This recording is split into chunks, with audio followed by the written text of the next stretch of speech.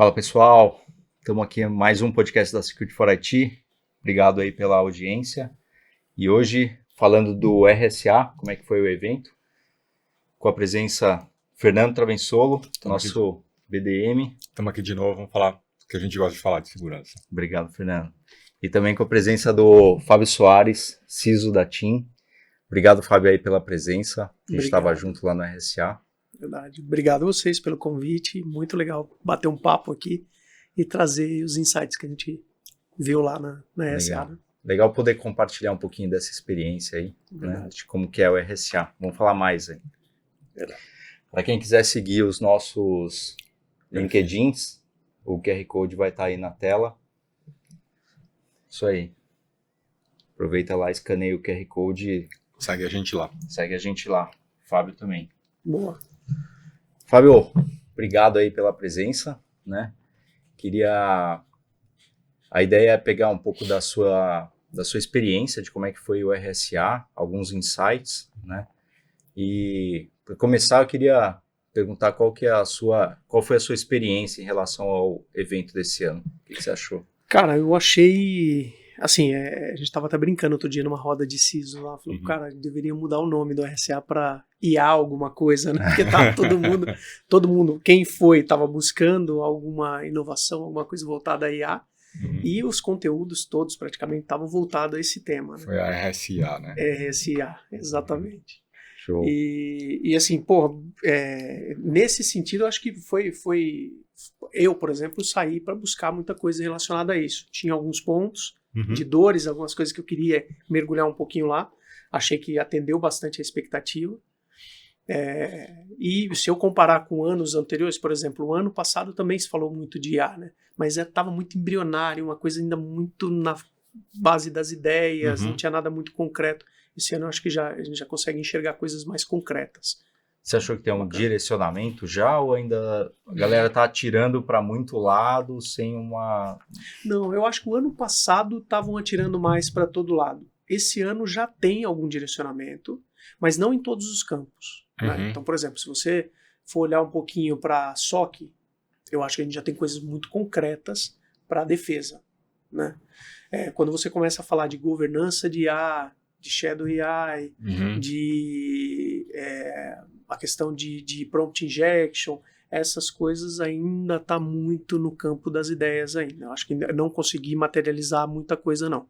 Mas para uso de defesa, eu acho que a gente já tem bastante coisa concreta. Legal. Só para dar um panorama geral para a galera que está assistindo a gente, conta um pouquinho o que você faz lá na TIM e aí um pouco dos desafios, né? Até porque o que motivou você ir lá pro RSA? Boa. Bom, eu sou diretor de Cyber e ICT Security da TIM. Tratamos tanto a parte de plataforma de segurança para IT, como no mundo OT também, né? Que é o mundo da engenharia, né? Para quem trabalha em telecom, a gente fala muito de engenharia. São dois mundos. Né? São exatamente. Dois mundos. Então tem ali a engenharia, que é onde a gente fala das plataformas móveis, né? Dos elementos de rede em si, e nós temos a plataforma de IT, que é o suporte ao negócio, toda a parte de TI que dá o suporte ao negócio. Então, é responsável por essas duas vertentes do ponto de vista de segurança. Eu estou há 1 ano e 3 meses, mais ou menos, na posição. Já estou na TIM há 5 anos, mas como CISO há 1 ano e 3 meses. O grande desafio é pegar tudo isso com essa transformação de IA que está vindo, essa questão também do 5G, da aceleração de conectividade que a gente está vendo no mundo, muito mais no mundo OT, né? Então, assim, e como TIM também a gente tem um desafio de acelerar o B2B, de começar a sair um pouco mais para vender serviços de cyber para o mercado também, para o mercado corporativo, para o mercado que a gente tem dentro dos próprios clientes da TIM, né? Explorar um pouco mais os serviços de cyber para esse grupo de clientes que a gente que já tem, que é uma base bem consolidada, uma base importante. Então são os 3 grandes desafios que eu que eu tenho nesse ano, que eu tive nesse ano que passou e que tenho daqui para os próximos anos aí como Quanto tempo de carreira você tem em cyber? Cara, em cyber é curioso assim, né? Porque assim, eu tenho 25 anos de carreira como TI, como tudo. Eu entrei em TI para trabalhar com cyber. mas acabei indo para infraestrutura. Só que durante a minha trajetória de infraestrutura, muitas vezes eu toquei cyber também, né? Então, era naquela época que cyber não tinha uma divisão muito clara, né? As áreas era um pedacinho da infraestrutura, era o cara que tomava conta do firewall, que mexia no switch, no router ali. Isso aí, a parte de antivírus, na época, era tudo também dentro da equipe de infra. Então, durante muito tempo, eu fiquei ali com infra, segurança. E aonde eu embarquei, de fato, para segurança, uns 8 anos atrás, mais ou menos. Então, aí eu saí da divisão, foi criada uma divisão na empresa que eu trabalhava, uma divisão de cyber especificamente, na verdade era cyber e cloud, eu fiquei responsável por essas duas divisões na época, foi bem na época que estava dividindo cloud e cyber, e depois enveredei de vez enfim, exatamente em cyber. Exato. Fernando também, o Fernando sempre foi de infra, mas... A minha carreira também quase 25 anos, aí vem de infra com um pezinho sempre em cyber. Legal. Sempre teve cyber, né? Sempre teve cyber. Vim de infra também. Eu, por sorte, só cyber. Só cyber, né? Sempre. 30 anos. Mas muito legal. Antes nem tinha cyber, né? Era um mundo de insegurança, depois virou segurança.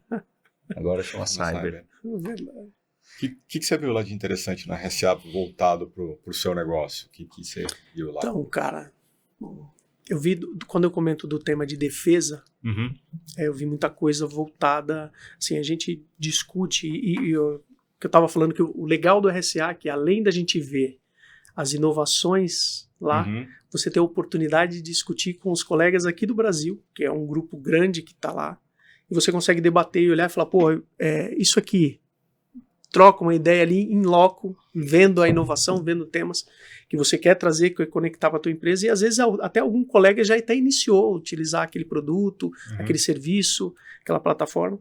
Então, assim, eu tenho visto com bons olhos as ferramentas de IA que são voltadas à defesa, né, voltadas ao SOC. Eu vejo o SOC como uma área que a gente precisa trabalhar muito na automação, já há algum tempo. Né? Uns 2 anos atrás, mais ou menos, eu tive visitando uma telco em Israel. E os caras tinham um modelo de automação, na época nem era utilizado ainda tanto IA. Eu falei 2 anos, não, acho que já tem mais, foi em 2022, 3 anos. Não estava ainda muito ainda popular o tema de IA, mas os caras tinham uma rotina de desenvolvimento de casos de uso automatizados. Ele usava bastante RPA. Exatamente. Então o que ele fazia? Eles tinham lá já um grupo de automação, caía um novo alerta, ele atendia o alerta, o N1 dele atendia o alerta, fazia triagem, passava adiante, e automaticamente aquele alerta já ia para o grupo de automação para automatizar. Então, cara, os caras tinham uma taxa de 95%, 96% de automação há 3 anos atrás. Desde então, eu meio que fiquei obcecado por esse tema, de tentar acelerar isso, porque, pô, você ganha time, né? E para o SOC, para defesa, isso é essencial. primordial. Né? E segundo, você reduz custo operacional, você qualifica melhor os seus profissionais, né? Você vai colocar as pessoas ali para fazer coisa mais nobre. Não, N2, N3. Exatamente, né? exatamente. Você não vai ficar fazendo triagem de casos de uso. Então, eu entendi que com a IA, isso passa a ser factível para todo mundo. Né? Então, acho que assim, todos os SOCs das grandes empresas, com certeza, o objetivo vai ser o N1 ser 100% automatizado, por exemplo. Não faz sentido a gente, usando tecnologias de IA, e ainda ter que ficar fazendo triagem de casos de uso. Então, esse foi um dos objetivos que eu vi lá. Eu fui lá para buscar entender. Então, vi muita coisa legal nesse sentido. Coisas que algumas eu até já tinha visto no Brasil um pouco antes, mas lá eu consegui aprofundar um pouco mais. E ter a oportunidade de trocar com outros colegas também. Então, acho que essa foi um dos casos mais assim, emblemáticos. Vi também muita solução para o mundo telco. Né? Até então a gente não via muita solução voltada para o mundo telco, e eu vi grandes fabricantes de telco que estão investindo bastante em plataformas de IA e voltadas, por exemplo, para o mundo de OT, de engenharia de telco, também foi bastante relevante. Acho que essa questão do N1 a gente até discutiu aqui no último podcast, que na nossa opinião, né, do que a gente já viu e acompanha, o N1 rapidamente vai ser substituído por IA. Até pela Isso. capacidade de processar as informações numa velocidade absurda, É né? isso aí. Identificando padrões de ataque, já tomando ações de remediação e contenção. Mas a gente vê também que daqui 2, 3 anos, o N2 também já tem.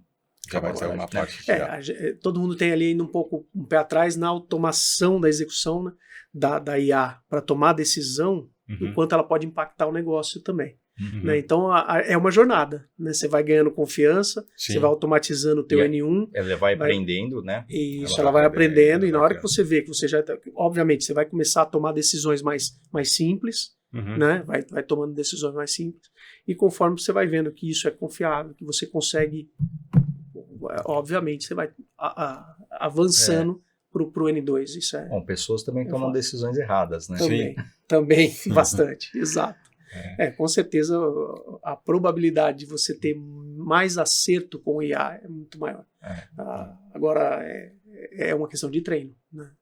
Sim, eu acho que passar essa confiança. É uma questão de você conseguir mapear as regras do negócio e botar ali dentro o que é impacto, o que não é impacto, e construir esse treinamento, né? Você comentou que você conversou com muita gente lá, então tinha cerca de 800 brasileiros, né? E se aproveitou para conversar com o pessoal de outras áreas, de outros negócios, ou ficou mais focado ali com o pessoal do seu meio ali? Cara, eu participei de fóruns de todos os tipos. Pô, eu participei de um fórum de CISOs Latam de bancos, cara. Esse foi muito legal. Eu fui convidado por um dos fabricantes, que na verdade era um amigo que já tinha trabalhado comigo no passado. E ele falou, cara, vai ter um fórum muito legal, Latam, com uma galera de banco. Você não quer participar, não? Eu falei, bora participar. E eu fui lá, uma discussão muito, muito alto nível mesmo. E o mais engraçado, né? Pô, eu era o único representante de telco no fórum. E o pessoal começava a falar, não, a gente precisa dar apoio de telco nos debates. Aí ele falava, vai lá, o cara de telco tá ali, ó. O cara de telco tá ali. Exato. Então foi uma troca muito interessante e foi legal. Então esse foi um. Participei também de fóruns com os colegas do próprio setor, né? Então nós tínhamos lá os nossos concorrentes, praticamente todos estavam lá. Nós conseguimos também nos reunir, bater papo, falar um pouco do nosso setor em si, e varejo, vários outros setores que estavam lá, integradores, fabricantes, uma troca muito saudável, muito legal. É que você tem dentro da sua jornada, aí você tem um período de que trabalhou em banco, né? Trabalhei um período considerável, eu diria que nos meus 25 anos, 21 foram em bancos e 4 foram em telco. E mercado financeiro é um mercado, até por conta das regulações, etc., é um mercado que investe muito em segurança, né? E lida com questões financeiras também, né? Sim, mercado muito maduro, né? Acho que de cyber é um mercado super maduro, super regulado. É o que mais driva, né? Exatamente. Então, tem muito a aprender com eles. É muito legal ter essa troca, porque fica um tempo fora. O mercado de telco é um mercado que segue muito também a regulação. Por exemplo, eu vejo que a Anatel está muito conectada com o Bacen. Então, muito do que o Bacen lança alguma regulamentação, a Anatel está pouco tempo depois, está muito próximo, a regulamentação muito parecida. Está adaptando ao setor. Então, o mercado de telco é muito parecido, muito similar do ponto de vista de regulação com o mercado de banco. Então é muito legal trocar com eles, porque tem muitos insights. Você vê isso, essa regulamentação como positivo ou atrapalha um pouco? Não, cara, eu vejo como positivo. O nosso setor é positivo, né? Porque nós precisamos de apoio como um todo, né? A regulação ajuda a dar força a importância para a cyber como um todo. Né? Então, eu acho super positivo. Você vê, a gente está falando aqui que banco é super regulado e super maduro do ponto de vista de segurança. Será que se ele não fosse tão regulado, ele seria tão maduro do ponto de vista de segurança? A gente vê outros setores que não são regulados, né? E que não são tão maduros. Não são tão maduros. É que eu acho que a questão do banco ainda tem o ativo mais importante do banco, é a confiabilidade, né? Também. Que é o caso de telco também. Pô, né? é o caso de telco. O mercado de saúde não é regulado no mesmo nível. Não é do mesmo nível. Né? E deveria, certo? Exatamente. Porque o ativo são vidas. Exatamente. Aí não tem nada mais importante do que vida, né? Mas essa questão da regulação empurra bastante para investimento, você não precisa Sim. justificar, não é não justificar, mas é mais fácil do board entender. Naquela discussão de o negócio ou a segurança, né, é uma discussão que a regulação vai te ajudar muito. Né? Fala, pô, eu preciso andar junto, e preciso estar compliance com a regulação, e isso ajuda essa discussão. Óbvio que é o que a gente está falando aqui, setores como bancário, setor telecom, o próprio ativo tem que ser protegido, porque senão a confiabilidade do teu produto fica comprometida. Então você tem um investimento natural do setor por conta da natureza, né, do serviço. Ah, sim, né? Se pensar o simples fato de você poder rodar um WhatsApp, etc., né, os aplicativos de delivery, de comida, tudo isso depende da infraestrutura de telecom, né? 100%. Sim. E, pô, tem que ser confiável, concordo. Quando você está conversando com alguém, você garante que você tem que ter confiabilidade, que a tua conversa está sendo íntegra, que ninguém está ouvindo. Então, assim, tem uma série de elementos de segurança que estão embutidos nisso aí. A mesma coisa no banco. Quando você está fazendo uma transferência bancária, você quer garantir que você enviou, que o teu dinheiro não vai ser desviado, ninguém vai roubar isso no meio do caminho, a tua conta que está lá não vai ser roubado. Então, o próprio negócio te obriga a ter um nível de segurança considerável. Né? Agora, tem outros setores que não tem o mesmo apelo. E isso é mais complexo. A gente falou bastante de IA com o Yuri lá, a gente estava, né, no último podcast, e ele vê, na opinião dele, ele vê IA como se fosse a transformação que a internet foi, né, na nossa geração. Sim. IA é essa grande próxima onda, né? Você confirma a opinião? Assim? Cara, para pensar. Em 2 anos, 2-3 anos que a gente está vendo o uso mais... Outubro de 22, né? O ChatGPT é outubro de 22. 2 anos e meio. Cara, olha o que já evoluiu esse negócio. Imagina o potencial que isso tem para evoluir. E é exponencial. É exponencial do exponencial. Sim, não tem limite. Você tá vendo cada dia. O engraçado é que se você for acompanhar o setor, todo dia um grande provedor fala, essa aí é a mais potente, essa é a mais potente. Então, cada dia tem uma coisa nova ali. Não, cara, e o dinamismo com que novos produtos estão sendo lançados é muito maior. Se você parar para pensar, 1 ano atrás, 2 anos atrás, com que frequência você tinha que olhar a tua plataforma de segurança de novo e rever toda a tua estratégia? Agora, cara, esses são ciclos cada vez menores. Sim. A gente tem cada 3 meses, para aqui, vamos rever a estratégia. A gente está tendo que fazer isso com ciclos menores, porque cada hora surge um produto disruptivo que traz uma ameaça diferente, que te coloca de uma exposição nova.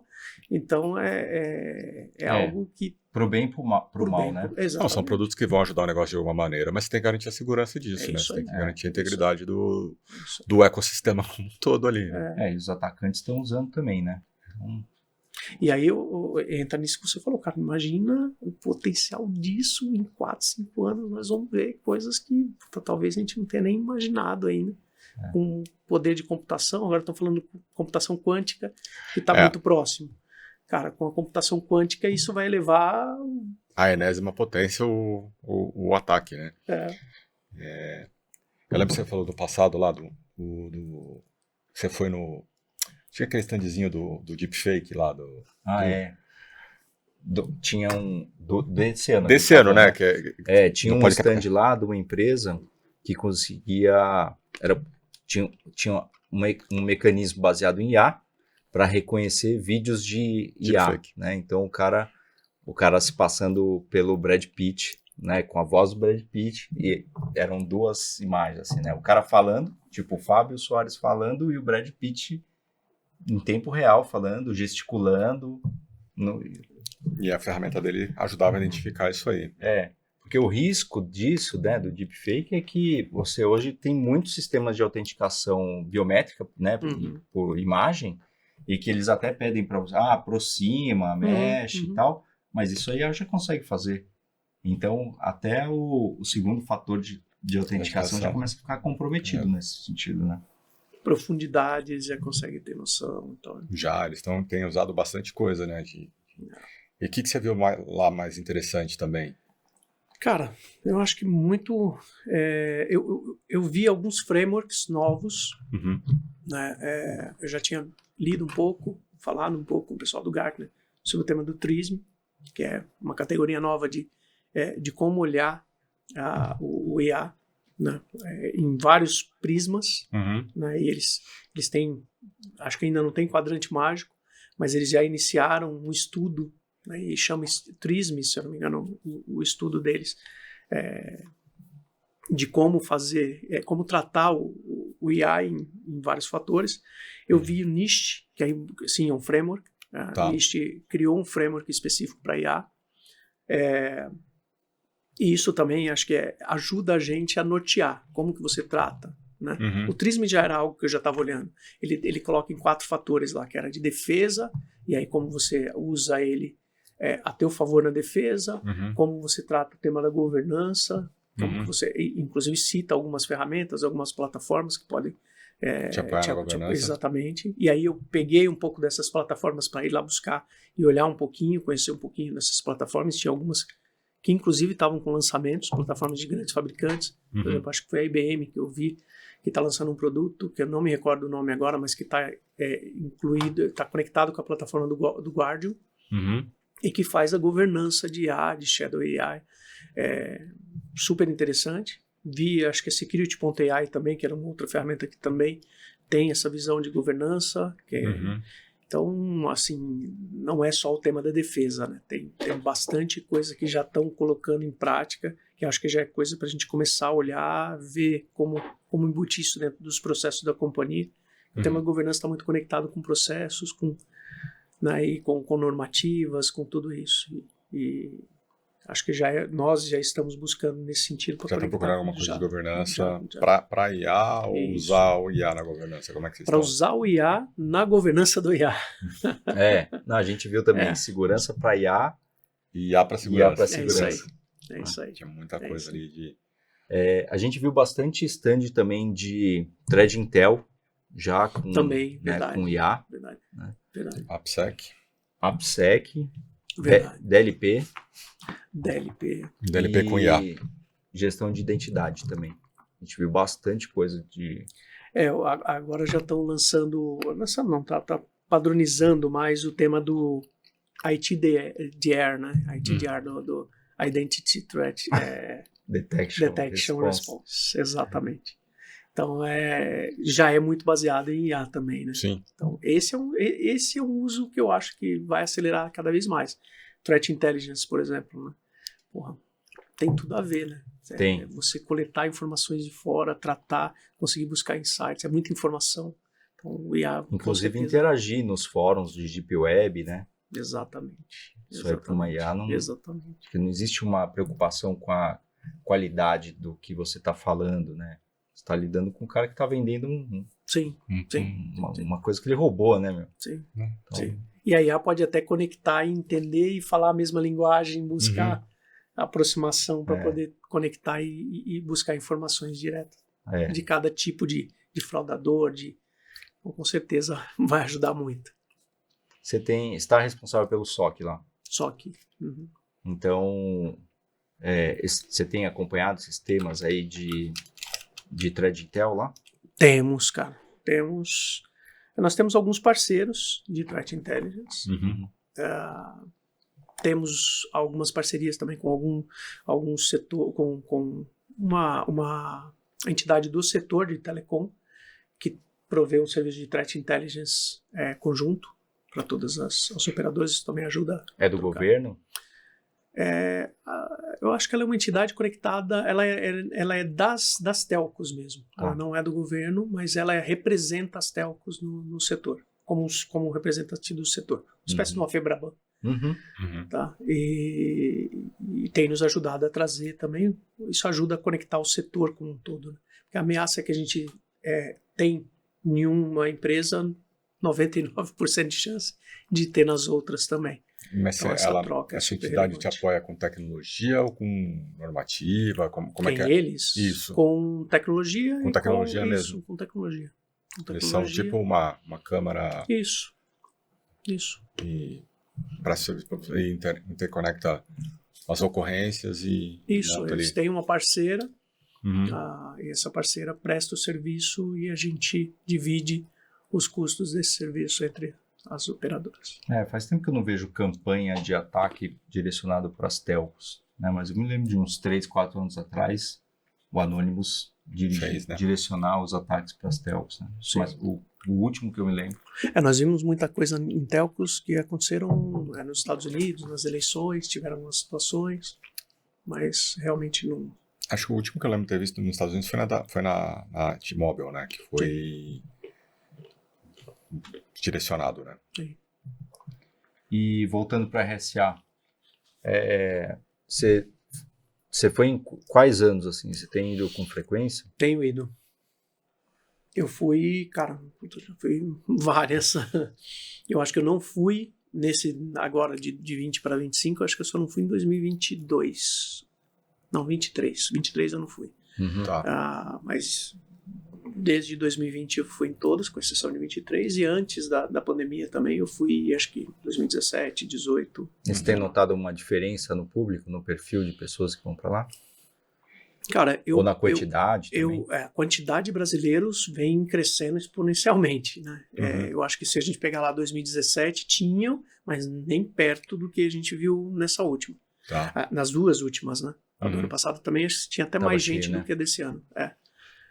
Esse ano tinha 700 e poucas pessoas, Isso, 700 e poucos brasileiros, que era o segundo país que mais representou, só perdeu para os Estados Unidos. Só perdeu para os Estados Unidos.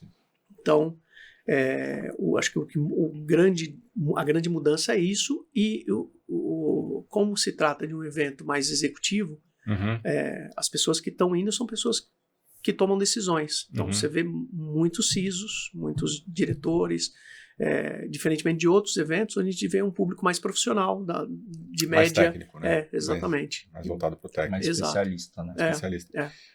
E o que você tem acompanhado todos os anos? O que você atribui a esse aumento de brasileiro estar indo acompanhar o evento? Cara, eu acho que o brasileiro, assim, primeiro, nós passamos...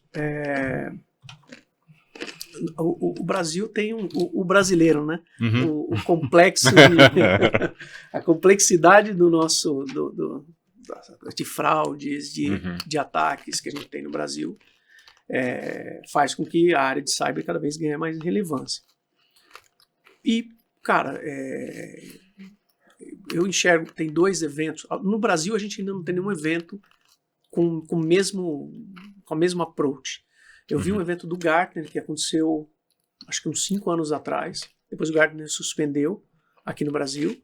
Sim. Vai ter esse ano novamente, né? Que foi o que mais se aproximou do que a gente vê lá fora. A gente vê muito evento estilo feira, né? Bota que tem vários stands, você conhece, mas são stands normalmente 99% de produtos que você já conhece no dia a dia. O cara já vai lá te apresentar. Então, assim, você não vê novidade. Não vai lá para ver novidade, você vai mais para fazer relacionamento. Sim. E não tem palestras com conteúdo do que a gente vê lá. Então, o fato de não ter essa situação aqui no Brasil, as pessoas acabam buscando lá fora. E lá fora a gente vê 3 grandes eventos, né? Tem mais, obviamente, tem vários de fabricantes, mas em linhas gerais, 3 que eu vejo onde tem o maior apelo de brasileiros, que é o RSA, a Black Hat e a Defcon. Só que a Defcon é para um público mais técnico. A Black Hat e a RSA, talvez para um público mais executivo, mas a RSA bem mais. A RSA bem mais, né? O Black Hat também ainda é técnico. Ainda tem, exatamente. Então, por isso eu creio que grande parte dos brasileiros vão na RSA, porque é o maior evento que tem esse approach mais executivo e que a gente tem contato tanto com palestras, com novidades, e também a feira, que te traz vários produtos, vários serviços inovadores. Né? É um conjunto dos dois ali, né? Você tem a feira, as palestras. Exatamente. E a feira que a gente estava comentando, né? Que é dividido, né? Você tem um lado ali dos novos entrantes e do pessoal mais estabelecido ali. Exatamente. Né? Tem a parte lá da galera de Israel, dos públicos ali de... A gente visitou uma outra área, não sei se foi, que era fora do pavilhão do RSA, e era de startups de Israel. Me falaram, eu não consegui. Me falaram que eles tinham feito um stand fora, né, do evento, né? Me tinham me falado. Eu não consegui. Aí foi bem legal. A gente tinham 40 empresas lá, né? 40 empresas, a gente conversou com umas 18. por aí. Então, essas coisas. E coisas legais. Assim. Então, esse é outro ponto, né? Boa parte da agenda da RSA você acaba fazendo no entorno da RSA, você não faz dentro da RSA. Né? Então, muitas vezes, vai ter um evento aqui, o pessoal vai apresentar um produto novo, não sei o que, no hotel que está aqui ao lado da RSA. É verdade. Aí você vai no hotel. Então, assim, é uma imersão na cidade, né? Não é só no pavilhão, não é só no Moscone, né?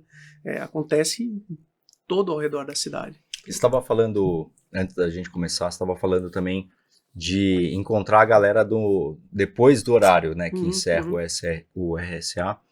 E tem um pub lá onde a gente se encontra, todo mundo, no final da noite. Mas tem os eventos entre o encerramento do RSA e o pub. Sim. Cada um vai para um lugar e tal. Os happy hours no final de cada dia, né? Sim. Então, eu tava falando, assim, você vai para um evento desse, você passa o dia inteiro vendo novidades, imerso ao tempo. Aí no final do dia, você encontra todo mundo. O pessoal que você conhece, e aí você vai trocar. Pô, o que você viu hoje? Eu vi isso. Pô, o outro fala, eu vi outra coisa legal. Você falou, pô, legal, vou pegar isso aqui, amanhã vou inserir isso, vou lá ver aquilo ali. E o mesmo serve para isso. Pô, eu comento o que eu vi de interessante, a gente troca informação, debate um pouco o tema, né? A gente está falando aqui de N1, de automação, pô, o que você está fazendo lá? Você está usando que recurso? E, cara, então assim, é imerso. Mesmo no happy hour, você está discutindo, você está falando, você está tomando uma cerveja ali, batendo papo com o pessoal. O ambiente propicia, né? Como se fosse um retiro de segurança, né? Exatamente. O pessoal vai lá fazer um retiro de segurança. Exatamente. Assim, em cada roda de conversa que você vai, as conversas são relacionadas aos temas de lá. Então, tudo está conectado. Aí depois vamos lá pro TAP, né? Vai lá pro TAP, aí só brasileiros também dentro do TAP. Os 800 brasileiros estão todos no TAP. Não, eu achei muito legal o TAP lá, porque é um ritual, né? Depois que acaba a noite, acaba tudo, todo mundo vai pra lá. No primeiro dia, você tava na festa lá do primeiro dia à noite. Sim. Tinha um brasileiro até o teto, né? Separaram um andar, né? Porque tava muito cheio. Mas nos outros dias também tava bombando. Eu acho que deve ser a semana que o cara mais fatura no ano, né? Com certeza, cara. Acho que faltou ele colocar uma bandeirinha do Brasil lá, só pra gente demarcar o território. Os telões com os jogos do futebol brasileiro aqui, né, cara? Ele bota do basquete. Durante aquela semana ele tem que colocar o Campeonato Brasileiro. E aí é mais uma oportunidade de trocar ideia com os outros brasileiros que estão lá, né? É networking, né, cara? Eu lembro que o ano passado nós fizemos um clássico de Pimbolim. Nós e o pessoal da Claro. Aí colocaram ele no Pimbolim ali, pô, parou, o pessoal fez a roda ali, pô, saiu um gol, comemorava de um lado, saía do gol do outro. Ou seja, quando é que nós e o pessoal da Claro vamos ter essa proximidade de conversar, de estarmos todos juntos? E, pô, foi muito legal.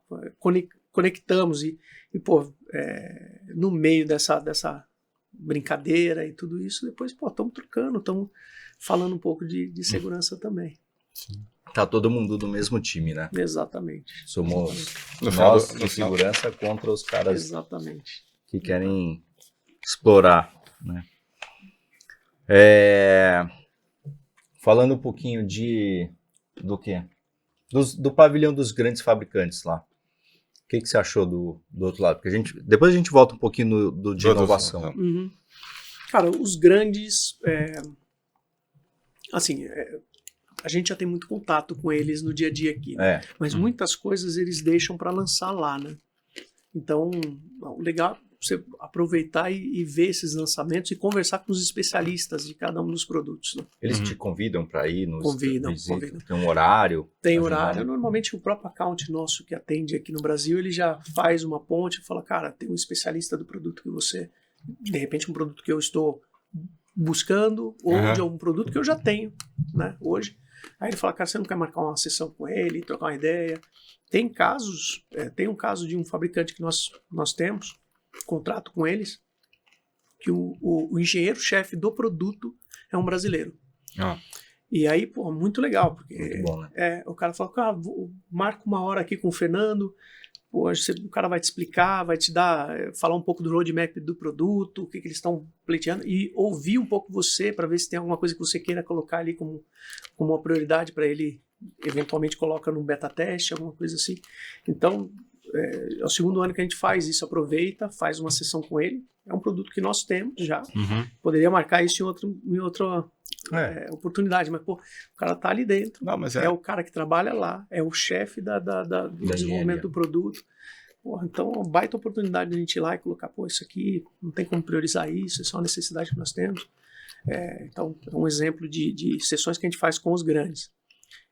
Por exemplo, o Google, a gente estava falando um pouquinho antes aqui também, o Google trouxe umas novidades muito interessantes, né? Porque até então o Google não tinha muita força no tema de cyber, né?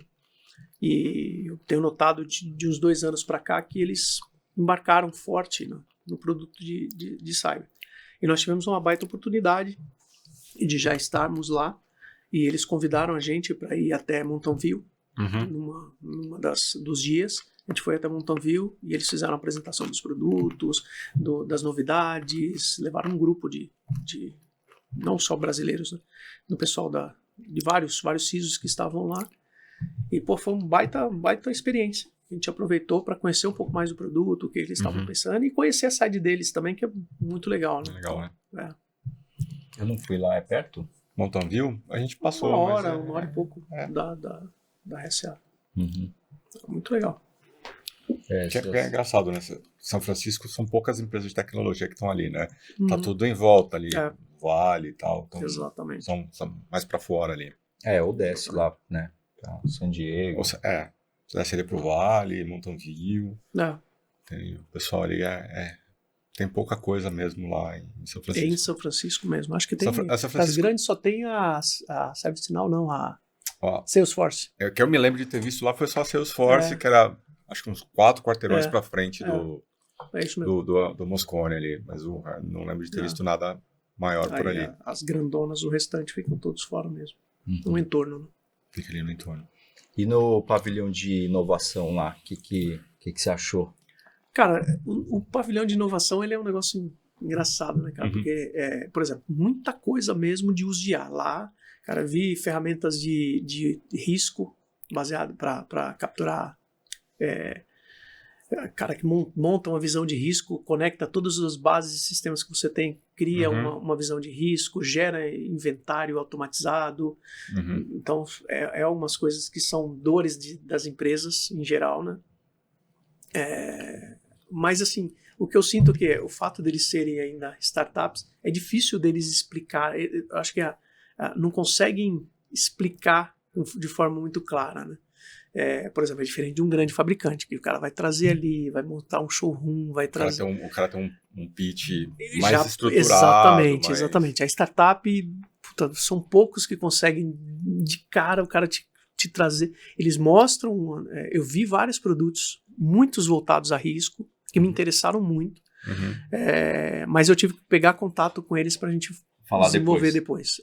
Eu ainda fiquei com várias dúvidas, fiz algumas perguntas que os caras não sabiam responder direito, então nós pegamos aquilo ali.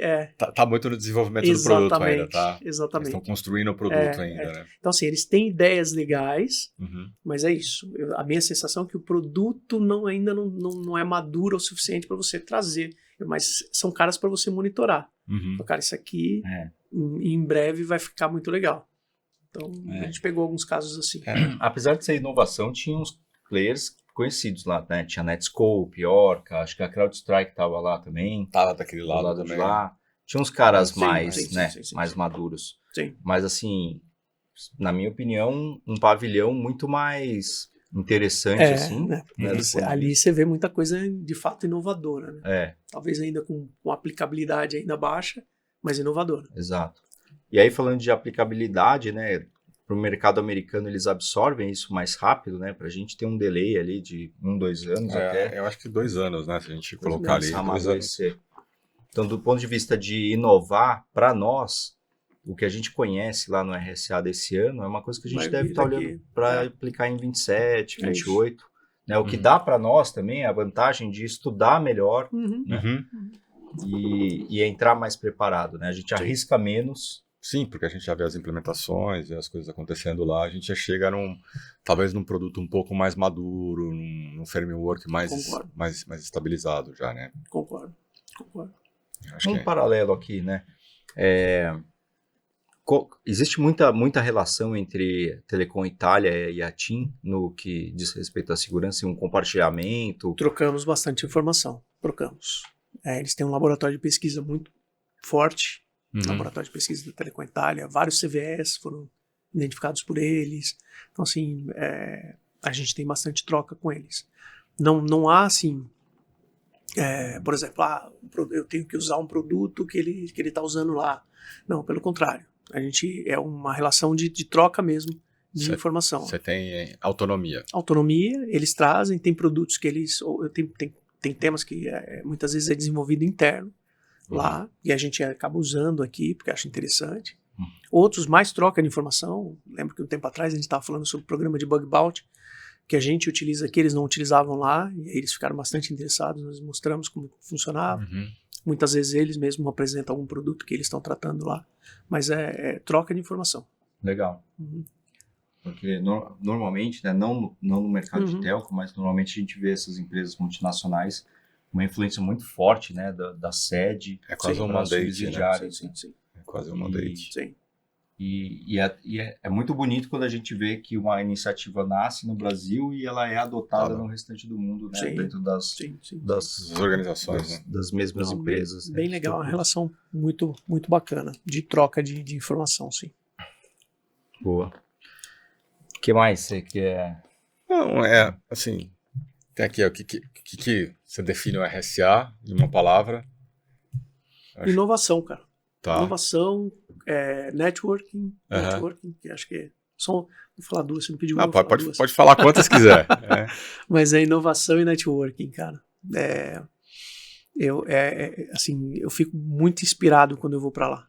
Assim, de enxergar coisas novas que o pessoal está fazendo, de ter ideias, de mudar um pouco a forma como a gente está tratando os temas aqui dentro. Então, é um lugar bastante inspirador. E o networking, que a gente está falando aqui, né? É uma baita oportunidade de falar com pessoas, muitas vezes pessoas que estão aqui do lado, a gente não consegue trocar essa ideia, porque cada um está tocando tua vida, negócio, tua agenda própria aqui dentro. E lá não, tá todo mundo no mesmo, né?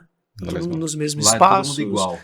Então, assim, baita oportunidade para trocar ideia, para falar de temas de dores, de como tratá-los.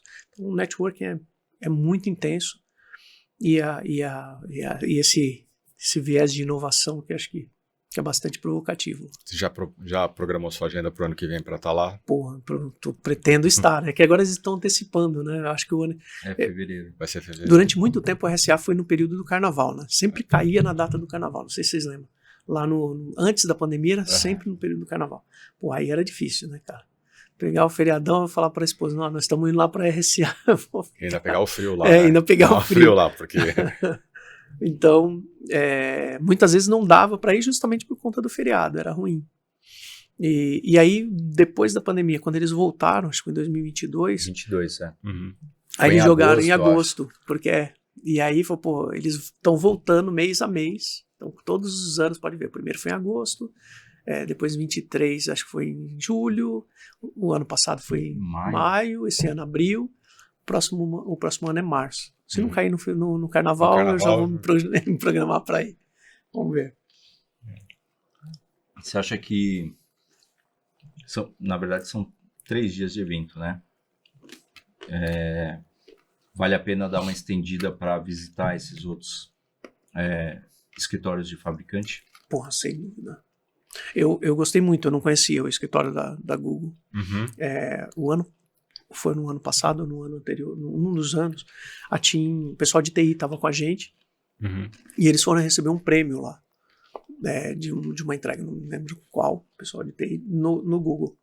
E eu não consegui ir, porque eu estava com a agenda já bloqueada na RSA, e não consegui ir.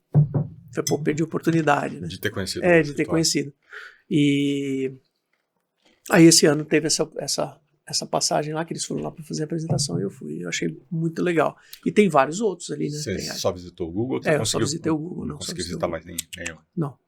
Aí tem outros fabricantes igual importância ali na região também, que acho que é uma baita ali. oportunidade de visitar, sim. Tentar ajustar a agenda, porque assim, é 1 hora para ir, 1 hora para voltar. Então, às vezes, mata a agenda da RSA, né? No dia do que nós fomos, era o dia já do encerramento da RSA. Então, praticamente, a gente não perdeu muita agenda. Acaba ali no meio-dia. Perdemos só o evento mesmo de encerramento, mas aí estava na conta. Né? Então, foi um dia legal que eles escolheram para fazer a visita. Então, se der para conciliar, eu aconselho sim. Porque Los Angeles, indo para Los Angeles, é uma viagem de carro, umas 6 horas, né? Por aí. Para onde? Para São Francisco, Los Angeles? Descendo, né? Descer, acho que é quase 6 horas de carro. Aí é bem mais puxado, né? Não. Aí é pesado. Teria que procurar fabricantes que fossem um pouco mais perto. Mas ali, acho que tem vários. A HP, a Microsoft, se não me engano, tá ali. Não, Microsoft não. Microsoft em Seattle, mas você tem HP, você tem a Oracle, você tem Palo Alto. Palo Alto, você tem bastante gente ali, tem descendo ali no Valley ali, você tem bastante fabricante ali, que é interessante conhecer. E o que de diferente você fez depois do horário? Assim, de happy hour, você foi conhecer coisas legais lá? Cara, era o TAP. Tirando o TAP. E os eventos de... Cara, tem um bar lá que eu achei muito legal, que é o Follies, né? Que é um duelo de pianos. Mas só tem alguns dias específicos que tem um duelo. Então, no dia que nós chegamos, tinha o evento do piano. O duelo de piano. O duelo. Pô, aí eu achei muito legal. Porque, não sei se você já viu como funciona. De piano, não. Não. De guitarra ou bateria já. Não, ele tem os 2 pianos, um de frente pro outro. O pessoal vai lá, escreve uma música, coloca $1 lá junto. E qualquer música, né? Qualquer música, o cara... E aí o cara puxa e o pessoal vai junto. Achei muito, muito bacana. E o de lá é um ambiente bem fechadinho, né? Ele é embaixo, um pubzinho muito legal. Acho que eu fui em Chicago. Acho que foi em Chicago que eu fui, que tinha de guitarra. E aí, tipo, o cara jogou um Tom Jobim. Caramba, e o cara mandou. Pô, Tom Jobim, meu! Tocou lá. E é muito no improviso, é muito legal. Improviso. É isso mesmo. Porque chega de tudo, né? O repertório do cara. Tem que ser muita coisa, cara. Você chegou aí naquelas vinícolas lá? Não fui. No ano passado eu tive em Napa Valley. Fui lá no último dia também. Tipo, esse ano não. Esse ano não deu tempo. É que se repete muito também, né? Todo ano sempre a galera vai pra lá. É Napa Valley, o pessoal vai no... Tem uma outra, né? Eu esqueci o nome. Tem mais uma. Sonoma. Sonoma tem a Sonoma, Napa Valley, olhava a Golden Gate. A Golden Gate. Uma coisa que eu fiz legal, eu fiz o passeio de bike. Bike? Eu cheguei no domingo, tinha o grupo dos brasileiros lá que iam ter o passeio de bike. De bike. Todo ano tem, eu nunca me animei a fazer. Esse ano eu falei, eu vou fazer o passeio de bike com a galera. Legal pra caramba. Aconselho quem quiser, porque assim, às vezes a gente vai pra lá e fica só ali, Moscone, hotel, TAP, né? Aquele roteiro que todo mundo já conhece. E é uma oportunidade de você conhecer mesmo a cidade. No domingo não tinha o evento ainda. Foram, acho que 100 e poucos brasileiros, cara, que estavam. Bastante. De todo bike. mundo de bike. Eles alugaram bike, deixaram todo mundo alugou, os cara, o Coxinha já tinha criou um grupo, mandou os lugares para alugar, deu toda a orientação, e ele que fez o trecho, né? Foi muito legal. Eu não tinha a noção, assim. Aí atravessamos a Golden Gate, fomos até o do outro lado, aí tiramos umas fotos, depois voltamos e aí fomos para uma cidade, acho que chama Presídio, um bairro chamado Presídio, que tem do lado de cá da Golden Gate, não tem nada a ver com o presídio, né, como é que é o nome do presídio que tem lá? Alcatraz. Não tem nada a ver com Alcatraz, mas é um bairro mesmo. A gente estava brincando sobre isso, né? E eles... Eu vi a notícia. Mas a cidade, cara, o bairrozinho muito legal, tem um campo de golfe na beira do mar, você passa de bike, sobe, e eu, ainda bem que fui bem orientado lá pelo Coxinha, aluguei uma bike elétrica para não ter perrengue. Na subida, né? Para dar uma ajuda na subida. Exatamente. Tips and tricks, né? Exatamente. Ah, pô, foi muito legal. Foi muito legal. Não, pô, eu falei, não dá. Os caras falaram, acho que 8 quilômetros, 10, não, 8 quilômetros. Não, 40 quilômetros, se eu não me engano. Falei, pô, eu vou andar 40 quilômetros de bike. No primeiro dia do evento, eu vou chegar, não vou conseguir andar, né? Não, fazia 40 anos que você não andava de bike. Exatamente. E você chegou a dar uma volta nos carros autônomos lá ou não? Ah, fiz, cara, fiz. Eu apanhei para fazer, né? Porque você tem que estar com a eu mudei a conta de lá. você bota a conta dos Estados Unidos. Né? E tem um problema, né? Que acho que a conta dos Estados Unidos você tem que ter um cartão válido lá. Porra, apanhei pra caramba. Aí não consegui, no final das contas conseguimos fazer. E aí, pô, muito legal também, a experiência é legal, né? Caramba. Dirige bem, né? Dirige bem, pô, muito legal, cara. Porra, ele é bem esperto, né? Eu tinha a sensação que ia ser aquela direção dura, sim, travada. sim, não, sim, ele... Sim. Vai embora. Alguém tava comentando que o carrinho, quando passava ali pelo Moscone, que tinha muita gente na rua, tal, o trânsito, né? Na saída, o carrinho ficava meio perdido, assim, falou, cara, é muita informação, entendeu? Gente passando em volta, porque passa a gente, ele para, né? E aí tinha muita gente passando, o carro querendo entrar, o táxi, Uber, não sei o que, ele dá uma segurada, fala, caraca, é muita coisa aqui, o que eu tenho que fazer? Eu vi um que o carro parou no meio da rua e ele não consegue sair para contramão, né? Aí ele travou ali, ficou ali, ficou bugado ali. Ficou bugado, a contramão aberta, vazio, o pessoal, os outros carros que vinham por trás, tudo cortava pela contramão, ele ficou ali travadão, um tempão. Ele não... Tem esses bugs aí, né? Aí que os alguém caras tem que vão entrar ter remoto ir lá e falar, vai. Alguém comentou comigo que pegou ele e viu uma mangueira atravessada na pista. Foram vocês, não? Me falaram isso. Não foi a gente, não? A gente ficou sabendo dessa história. O cara falou, pô, parou uma mangueira, atravessou a pista, aí o cara foi tentar passar, ele não passava, porque a mangueira estava atravessada na pista, ele parou, ficou ali uns minutos, aí entrou alguém remotamente, viu que tinha mangueira e deu o comando para ele passar por cima. E a cidade, o que você achou anos anteriores? A gente está com um problema crítico ali no entorno, né, da segurança, morador de rua. Cara, eu não ouvi nenhum caso esse ano. Não sei se aconteceu. Normalmente, nos anos anteriores, quase todos tiveram caso de alguém deixou o carro na rua, foram lá, quebraram o vidro. Sim. Né? Esse ano... A galera já estava deixando o carro aberto, né? Destravado, que era para não quebrar o vidro. Ele se quer, vai lá e vê o que tem dentro. Então, não vi esse tipo de situação, mas assim, São Francisco peca um pouco nesse sentido, né?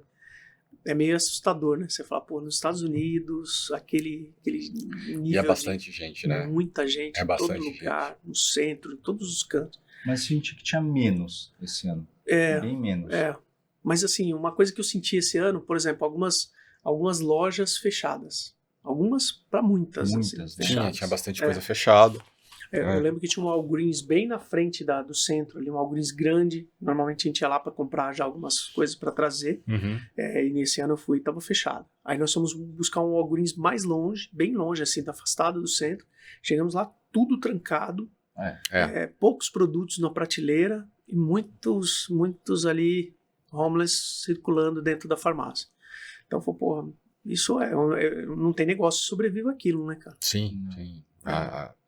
O pessoal não vai, se sente insegura, compra pela internet. Acaba comprando uma parte pela internet. Né? Uma coisa diferente que a gente notou, a gente não via criança na rua. Não. Tinha pouquíssima criança. A gente não vê muita família passeando, assim, andando, né? De carro, provavelmente. Eu não notei. Criança, não fiz essa. Mas porque acho que tem uma sensação de segurança, né? Para eles, né? Para eles. Para nós estava tudo tranquilo. Tava tranquilo. Exato. Né? Exato. Aqui a gente anda muito menos seguro. Verdade. Você aproveitou, foi no jogo de basquete, alguma coisa? Não fui. Eu fiz pouca coisa extra fiz a bicicleta, fiz foram os tapes, o piano bar. Não teve muita... onde assisti os jogos de basquete. Aliás, eu acho que eu estava com vocês no último dia. No TAP. No TAP. Foi. Que nós fomos lá, falamos, pô, vamos lá encontrar os brasileiros. Já não tinha brasileiro Já não nenhum. tinha brasileiro. Tava vazio o TAP. Foi quinta ou sexta? Foi na quinta, eu acho. Não, quinta. acho que foi na... Foi na quinta. Foi na sexta. Não, foi... Não. Sexta já Que eu ia tava embora. pra ir embora, né? Eu acho que foi na No dia quinta. seguinte a gente já ia embora. Que tinha acabado a RCA no meio daquele dia. Isso. E aí à noite eu não tinha. Foi o dia que o Golden State perdeu, né? Que o bar Exatamente, não tinha mais ninguém. Acabou Sumiu, o jogo, assim, todo mundo. Ainda tinha, Acabou o jogo, tinha uma galera. sumiu o jogo. Acabou o jogo, sumiu todo mundo. Esvaziou. Né? Exatamente. E legal o pier lá também, né? O pier, muito Passeio legal. Muito legal. O problema é o frio, né?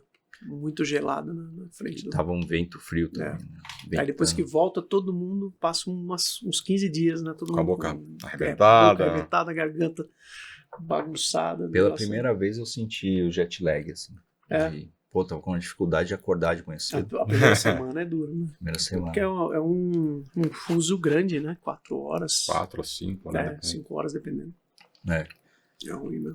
Aí 3 horas da manhã eu tava Acordadão. Cara, preciso dormir. É engraçado, nos primeiros dias a gente sente quando chega lá o fuso, porque dá vontade de dormir antes, né? Uhum. Você vai ficando meio baqueado. É, né? E Cansa aqui é o cedo, contrário. né? E aqui é o contrário. E falando um pouquinho de tendência, o que você vê de desafio aí para os CISOs nos próximos anos? Cara, bastante, né? Eu acho que tá muito em cima do que a gente debateu aqui. Uhum. Eu acho que muita gente usando os recursos de inteligência artificial a favor de um ataque. Sim. A gente já está ouvindo falar muito isso. Então, uma grande preocupação. Isso que eu falei aqui da gente encurtar o planejamento, fazer ciclos menores de revisão do planejamento, vai ter que acontecer cada vez menos, porque a aceleração e a mudança das técnicas vão ser muito maiores. Já estão sendo muito maiores. Se eu comparar com 3 anos atrás, não dá nem para comparar. Todas as vezes, só esse ano acho que a gente já voltou umas 2, 3 vezes na mesa para rever, olhar, ver estamos no caminho certo, isso que está chegando aqui, o nosso roadmap vai alcançar. A Rensor é uma coisa que você assim, preocupa muito? Você confia no EDR? Eu acho que temos soluções robustas, né? Mas é óbvio que todo tipo de ameaça é preocupante. O Rensor é uma, claro que é preocupante, não tem dúvida. Porque a gente vê uma sofisticação deles também, né? Sim, já tem muita gente utilizando. Isso aí é uma praga, não vai parar, né? Não. Eles só vão evoluir com mais sofisticação, com um ataque mais direcionado, com IA ajudando a e fazer por o isso ataque. sempre a necessidade de estar ali conectado, revendo a estratégia, mudando, olhando, vendo o que está mudando para você se adequar novamente. Isso é muito importante. A gente falou rapidinho, né, que tinha bastante coisa de identidade. Né?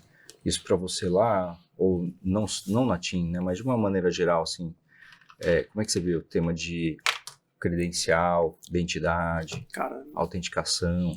É outra jornada. Eu estava conversando com alguém, acho que ontem, a gente falando sobre isso.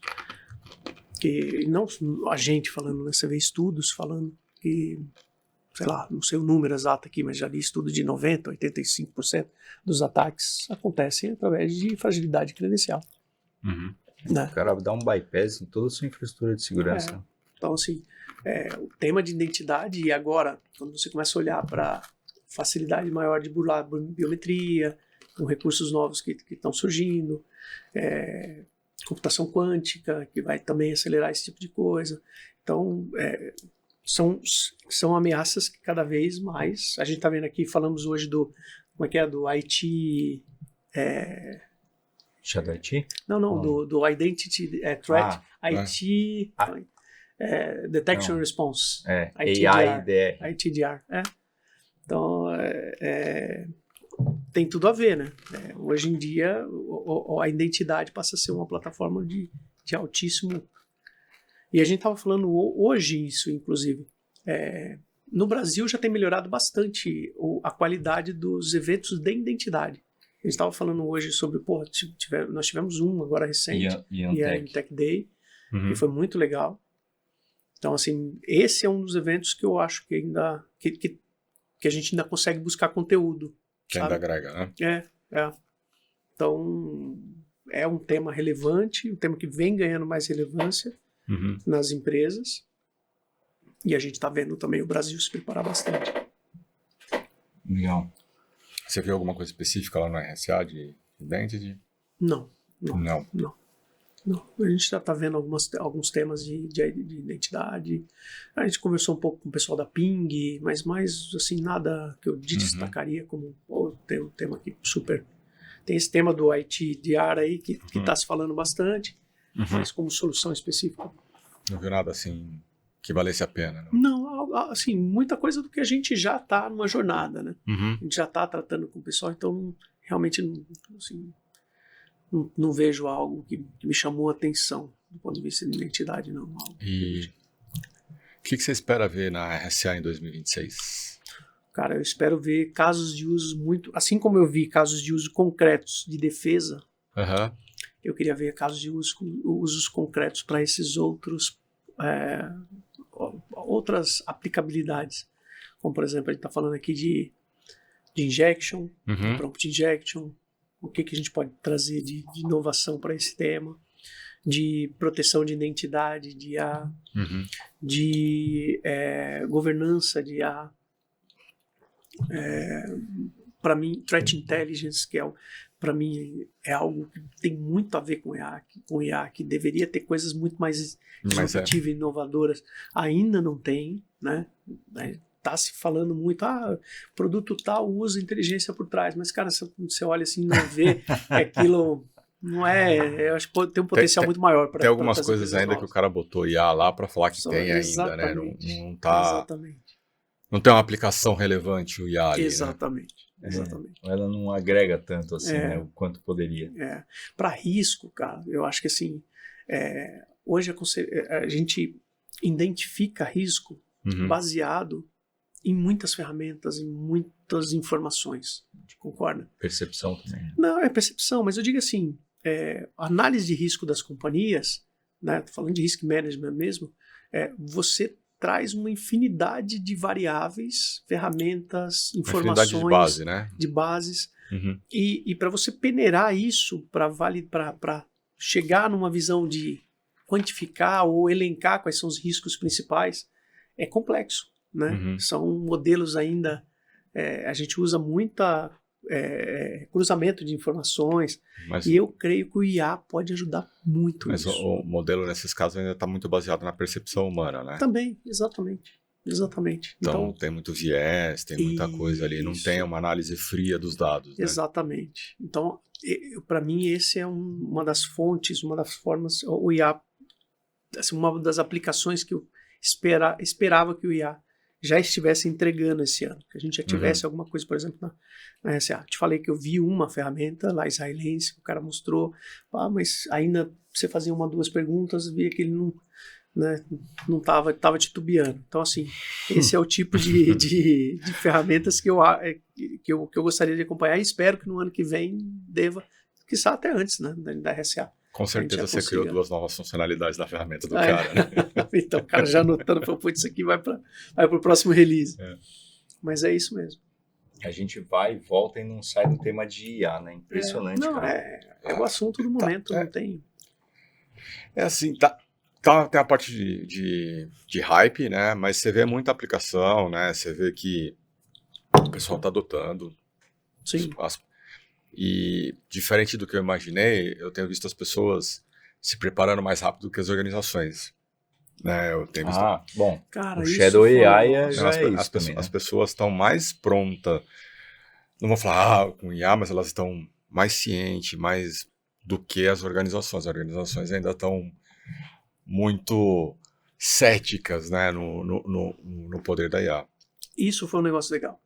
Nas conversas com os brasileiros, com os grupos, cara, a gente percebe o quanto as pessoas físicas estão usando IA. Muito, você falou muito bem.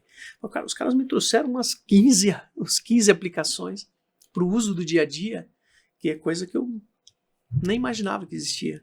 Né? Tem uma aplicação do Google, que agora não lembro o nome. O cara falou, cara, isso aqui você bota uma apresentação e ele monta um podcast para você. Você já viu? Sim. Eu esqueci o nome dela agora também. Eles lançaram dessa semana que é o Veo 3, que ele faz até vídeo, faz... Putz, você viu essa? Não é. A licença custa... É R$98 por mês para você usar. Não, tem uma que faz filme.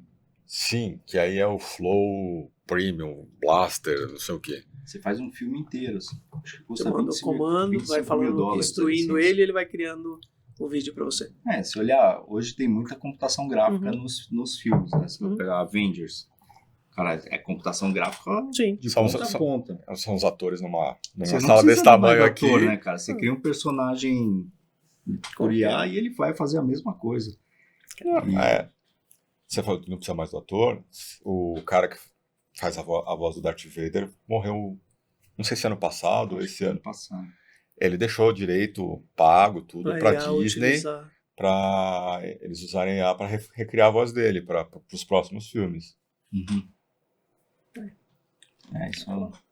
Então, e na conversa com a galera, todo mundo tem um produto, isso aqui, eu vou no carro, queria ir adiantando, pego o trânsito 1 hora, pego os PPTs que eu tenho, jogo lá na plataforma do Google, o cara transforma num podcast. Vai ouvindo. E você vai ouvir no podcast. E ele me mostrando, eu falei, cara, impressionante. Eu acabei não utilizando depois, marquei para fazer. Ele cria uma narrativa assim, de 2 pessoas, como nós aqui. Aí um faz pergunta, o outro responde, tudo para passar o conteúdo daquele PPT. Cara, caraca, hein? Muito louco. Então, assim, tem muita gente utilizando IA. Tem. A galera ChatGPT, os caras já criaram lá os avatares para definir quem são cada uma das pessoas, como é que você digere a informação baseado, você coloca as características, nas tuas características, e ele gera as apresentações igual que você gostaria que... Eu estou montando o meu desse. Você já montou seu clone? Já montei. Agora estou ensinando ele, né? Então, você vê, esse uso, isso é uma provocação legal, cara, que eu confesso, eu não estava tão conectado assim olhando muito para o mundo corporativo, para usar mais para o mundo corporativo. E eu voltei de lá e falei, tem que... Tem coisas legais que são bem simples, né? Mas fala assim, cara, melhora o contexto desse e-mail aqui que eu preciso mandar para alguém, né? Ele trabalha isso melhor, ele tira muito do sentimento, né? Então, deixa uma coisa mais orientada. Fala, cara, como resultado desse meu e-mail, espero que a pessoa responda assim. Então ele trabalha isso. Assim, acho que a aplicação de e-mail mais clara é aquela assim, sabe quando você tá puto? Vou botar lá para ele tirar a emoção. Você bate o e-mail e você deixava na sua caixa e no outro dia de manhã você lia, aí você arrumava e mandava. Hoje em dia não, você escreve puto e fala para ele, tira as emoções.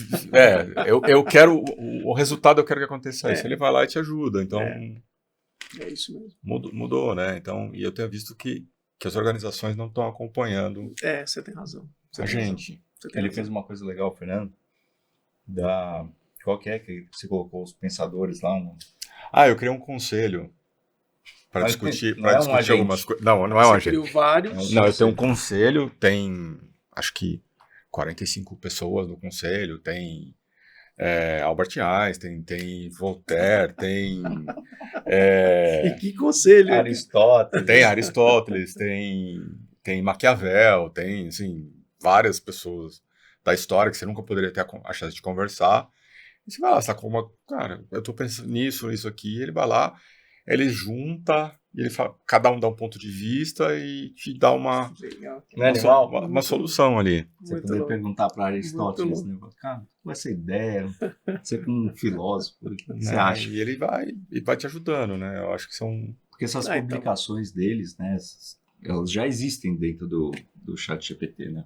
Sim. Então... Você consegue interagir. Ele criou o perfil baseado em todos as bibliotecas. Exatamente. Não, ele tem acesso a tudo que o cara escreveu, tudo que o cara fez, né? Exatamente. Figuras históricas, né? Se você pegar, quero bater um papo com o Napoleão. Você conversa. Sensacional, sensacional. Mas mais que um agente, o cara fez um conselho, velho. Sério. Tô dormindo pouco, né? Tem filho recente aí, né? Tá dormindo pouco mesmo. Então tá explicado. Tá explicado. Fabião, pergunta do 1 milhão agora, hein? Que mudanças que você prevê momento mãe de Ná? Ela não vai reclamar. Não. Que mudanças você prevê para os próximos 5 anos, cara? Pô, cara, é impossível prever. Isso aí eu creio que o carro autônomo vai acelerar. Temas, assim, eu vou falar daquelas que são mais óbvias, né, cara? Acho que, por exemplo, o que a gente viu lá em São Francisco do carro autônomo, o Uber que se cuide, ou o Uber também vai implementar algo semelhante, né? Sim. Eu creio que é só uma questão de regulamentação, porque aquele modelo dos caras é um modelo... É do Google aquela empresa, né? É do Google, exatamente. O Aiko do Google. Então, aquilo ali tem tudo para pegar. Mas tem que ter o carro, né? O Uber não tem carro. Então, mas assim, o modelo de negócio do Uber vai ter que mudar. Vai. Assim, para pensar. Aquele carro é muito mais barato do que o serviço como um todo, é muito mais barato do que o serviço do Uber. E lá tá mais barato do que o Uber. Eu fiz a experiência. No mesmo roteiro que eu fiz para ir fazer o carro, eu tentei pedir um Uber. Ele é mais barato do que o Uber. Eu acho que dependendo do horário, pode ter alguma mudança, mas no geral... Mas mesmo assim a diferença não é tão grande assim. É. Pensando no americano, tá? Pra gente fica caro a diferença, mas para eles é pouca coisa. Sim, mas para mim, assim, o serviço ele é mais... concorda? O carro é melhor. Se bem que lá os carros de Uber também são carros bons. Mas para mim é o tipo de inovação que na hora que pegar, que for para todos os países, vai ser bem complexo. Eu vejo também o tema de entrega de comida. No dia que a gente foi no Uber, os caras estavam fazendo teste de drone, fazendo entrega lá. Num serviço muito legal também. Também acredito que esse tipo de inovação deva chegar rápido aqui. Cara, eu penso muito assim, nas coisas mais óbvias, eu tenho para mim que algumas inovações devem chegar bem rápido aqui.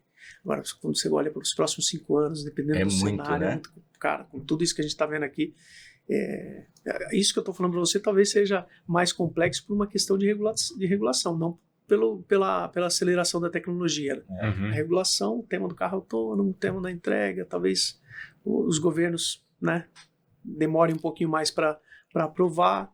Lá em São Francisco eu sei que tem a Google só conseguiu autorização em São Francisco mesmo. Sim. Tanto que se ele sai nas estradas, ele tem que ter alguém dirigindo. Então vai demorar para pegar geral por conta da regulação. Mas é um tempo de... Você viu em outras cidades o carro autônomo? Não, eu vi na estrada. No dia que a gente estava voltando de Mountain View, eu vi o carro autônomo, mas com alguém dirigindo na estrada. Então, alguém comentou comigo é que só está autorizado dentro da cidade de São Francisco. E o Tesla também tem essa...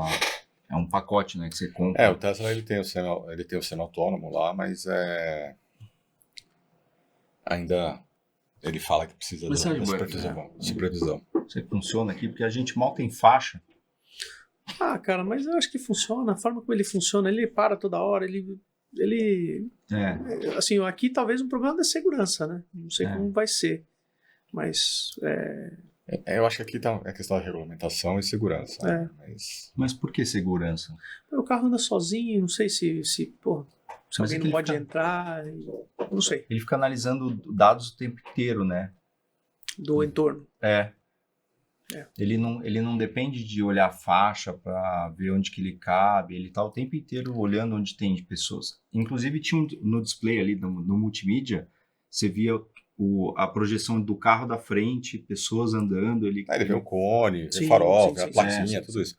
Mas acho que a questão da segurança, tem lugar que o cara do Uber tem que ficar esperto que se ele errar o caminho... Então, mas aí não tem o cara do Uber. Então, mas ele vai assaltar quem? O carro autônomo. Ficar com o carro. A gente viu o problema das bikes aqui, né? As bikes. As bikes sofreram com problema de aquela Yellow, com problema de segurança. Mas é fácil de pegar, né? Sim. O carro, sim, cara, o carro é rastreado, difícil, tem né? tudo também. Não sei. Espero que não, né? Espero que a gente consiga trazer, porque seria muito chato Não ter. não ter por uma questão dessa, né? De segurança pública. Espero que não. Mas eu imagino isso, cara, Fabio, algumas inovações que a gente já tem em vista acelerarem. Né? E no mercado de telecom, o que você vê? Cara, o mercado de telecom, muita conectividade, tipo 5G, a gente já tá vendo muita coisa, por exemplo, o agro, por exemplo. Cara, hoje o agro tem muita coisa automatizada, toda a parte de tratores, colheita, tudo conectado. Eu acho que ali tem muito espaço ainda para crescer, né? O 5G ainda não está cobrindo todas as fazendas ainda. A gente tem muita cobertura 4G ainda. Tem muito espaço. É líder nessa área, né? Exatamente. Do agro aí. Né? Sim. E tem puxado muito esse tema. Dizer. Então, assim, tem muito campo para crescer, tem muito campo para conectar, e tem muito serviço para ser implementado, né? O céu é limite. Quando você tem uma conectividade de baixa latência, alta velocidade, imagina o quanto você não pode fazer de aplicações para esse tema. Né? Serviços médicos, a gente já ouviu falar de cirurgia remota, cara, tem um monte de coisa. E para mim, tudo isso vai começar você falou nos próximos 5 anos, a gente vai enxergar muito, muito disso. Você acha que vai ter cabo de fibra passando na casa das pessoas? Não, porque você tem hoje um modem da TIM, ou da Vivo, da Claro. Delas eu não sei, mas a TIM eu sei que tem um modemzinho. Tem outra fibra. Da operadora. Sim. Com fibra. Não precisa de fibra. É o chip, né? Tem com chip, mas tem... Tem com fibra. Tem com fibra. Tem a TIM Ultra Fibra. É o produto. Não, esse tudo bem. É que eu tô falando que esses modems vão substituir a fibra. Não vai mais precisar de você tá fibra. falando o 5G. 5G. Cara, já tem muita aplicação disso. Por exemplo, os notebooks. Hoje eu já uso um notebook que ele tem um 5G embutido. Então, em qualquer lugar que eu vou, não preciso mais me conectar em lugar nenhum. Wi-Fi, tem na cobertura 5G, eu abro o notebook e trabalho. Zero de problema de zero de latência, zero de conexão, zero. E isso, com certeza, vai se expandir muito mais. Putz, eu tava pensando agora de ZTNA e SAS. Sim. E aí você tem o 5G no notebook. Sim. Né? Porque com o SAS você já se conecta na empresa, independente do lugar onde você está. Na empresa ou fora dela. Sim. E com 5G, com performance, para você poder trabalhar, cobertura, etc. Sim. Aí, cara, não tem mais limite para as coisas. Sim. Então, eu vejo que nós somos a empresa que vai... todo esse mundo que nós estamos falando de usabilidade de carro conectado, disso, daquilo, depende muito da nossa infraestrutura. Né? Sim. Então, por isso eu digo que assim, o 5G, todas essas inovações passam pelo que está sendo feito hoje na infraestrutura da TIM. Não, acho que a importância de infraestrutura de telecom você tem a rede elétrica e comunicação em cima, né? Exatamente. Sem isso aí, as empresas param. Você vê que há 30 anos atrás, as pessoas brigavam para ter uma linha telefônica fixa em casa, né? De par metálico. Sim. Não tinha nem internet nessa época. Era aquela época que o telefone era um ativo, era um patrimônio, né? Fazia imposto de renda. Em 40 anos, a gente abstraiu isso, todo mundo conectado. 40 anos, pessoal, não faz mais ligação só faz ligação pelo WhatsApp. Também, né? Acho que foi hoje, não sei. A gente estava conversando com uma pessoa que ele tem um TDD 5.1. De Porto Alegre. Que antes pagava, lembra? Antigamente era um problema a pessoa. O meu é 21. Antes era um problema isso, né? Sim. Hoje os créditos lá. Hoje o DDD já tem a menor quase, importância. Exatamente. O meu é 21, eu uso 21, estou em São Paulo. Na verdade, quando eu entrei na TIM, eu fiz um onboarding para trabalhar no Rio, estava na remoto. Depois, no final, com o término da pandemia, acabei ficando baseado em São Paulo mesmo. Mas aí eu já tinha feito o onboarding, meu número de telefone era 21, falei, cara, fica com 21, é isso que você falou. Não faz diferença. Não faz muita diferença. O DDD vai acabar virando uma coisa, 3 números ou 2 números a mais disponíveis para a linha telefônica, né? Tanto faz qual que é o DDD do cara, onde é que ele tá. 011 vai estar lá em Manaus. Então mudou, né? Essa mobilidade aí vai ser bem legal para os próximos anos. Isso aí. Tem mais algum ponto, alguma coisa? Vamos indo pro final agora, caminhando pro final. Perguntas rápidas. Uma palavra para definir o RSA já foi? Já falou 2, né? Tecnologia ou tendência que você acredita que ninguém pode ignorar? Tecnologia ou tendência que ninguém pode ignorar? Putz. Só não pode falar IA. É refletivo esse daí. 5G. Tá. E o 6G? Já está em estudo, né? Isso, acredito que com esses ciclos curtos que a gente tem visto, não deve demorar a começarmos a discutir esse tema de maneira mais concreta. Mas hoje ainda tem muito campo para a expansão do 5G, né? Dá pra ver muita gente ainda usando aparelhos 4G e tudo, mas para mim hoje uma tecnologia relevante para o meu mundo em específico é 5G. Pô, legal. E OT, né? OT, IoT, né? Eu acho que tem muito campo de conectividade. Você acha que o pessoal Você com certeza, porque o mercado exige e tal, mas no geral as indústrias dão muita visibilidade e segurança em IoT ou não? Cara, estão falando muito mais sobre esse assunto. Estão se falando muito mais. Eu tive agora, no sábado, num evento de cyber. Foi meio que também um desses que a gente reúne a galera toda para ficar debatendo. E vários temas foram relacionados ao OT. Vários. Então, tinha um pessoal de indústria, foi lá para falar de OT. Cara, assim, a verdade é que o OT é onde está o coração da coisa, né, cara? A gente fala muito, eu lembro que eu falava, quando eu comecei a estudar, você via qual é o grande desafio para um hacker, por exemplo, lá atrás, ou invadir a NASA. O cara invadia a NASA. Até hoje, o que se consegue invadir na NASA? Pichar o site, fazer não sei o quê. Mas quando se falava em invadir a NASA, qual que é o pensamento? A base de foguete, a plataforma, a tecnologia, tudo ali atrás, né? Tudo que está por trás. E o que é isso? OT, concorda? Então, quando a gente fala de indústria, quando a gente fala, o coração da coisa está no OT.